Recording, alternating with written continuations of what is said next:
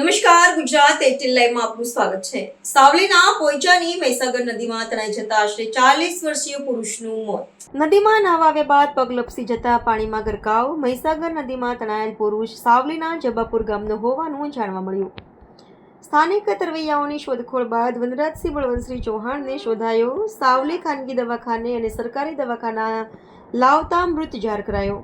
સાવલી પોલીસે અકસ્માતે મોતની ગુનો નોંધી પીએમ માટે તજવીજ હાથ ધરી।